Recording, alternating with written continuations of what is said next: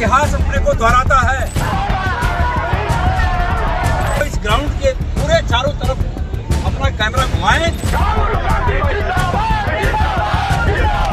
कारण है वो ये है कि 3 दिन की इस ग्राउंड की परमिशन के बाद आज अंततोगत्वा प्रदेश की सरकार ने राहुल गांधी जी की इस प्रदेश में उपस्थिति को देखते हुए डर कर बहुत बेचैनी के साथ ये हमारी परमिशन रद्द कर दी।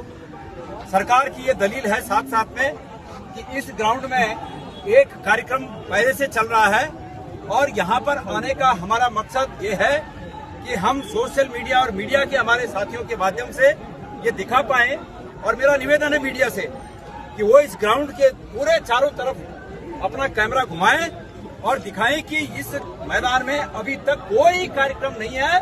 सरकार ये कह रही है कि 11 तारीख से लेकर 15 तारीख तक हमारे यहाँ पर एक कार्यक्रम चल रहा है इस मैदान में और इसको 2 दिन के लिए भारत सरकार ने और एक्सटेंड कर दिया। अब 17 तारीख तक ये कार्यक्रम चलेगा।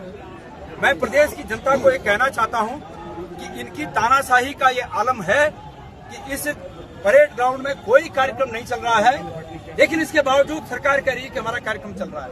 जो कार्यक्रम चल रहा है वो इस मैदान से हटकर दूसरे मैदान में वो कार्यक्रम है और हमने उस मैदान की न तो परमिशन के लिए अप्लाई की और न हमें उस मैदान की जरूरत है।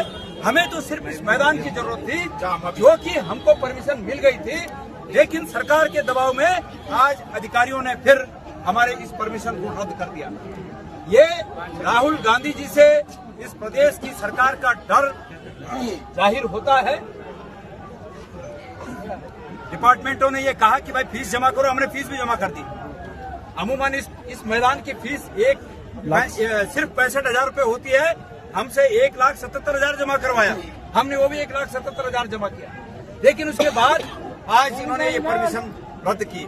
ये इनकी डर दिखाता है कि राहुल गांधी जी के आने से ये कितने भयभीत हैं। लेकिन मैं एक बात प्रदेश की जनता से कहना चाहता हूँ, हम नौनिहालों के हितों में, हम नौनिहालों के भविष्य की सुरक्षा को सुनिश्चित करने के लिए राहुल गांधी जी का प्रोग्राम देहरादून में निश्चित रूप में करेंगे।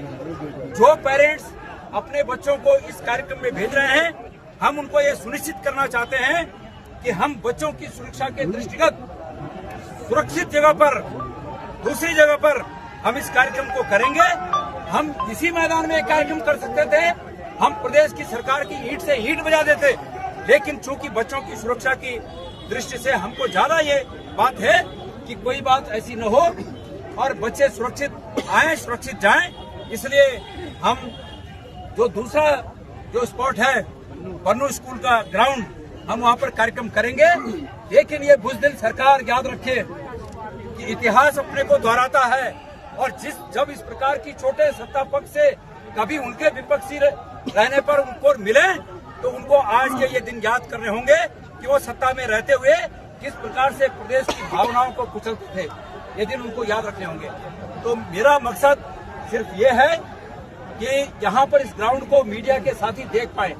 हमारा मकसद पुलिस से झगड़ा करना नहीं है, हमारा मकसद किसी से लड़ना झगड़ना नहीं है, लेकिन हमारा ये मकसद है कि इस तानाशाही सरकार के जो मंसूबे हैं, जो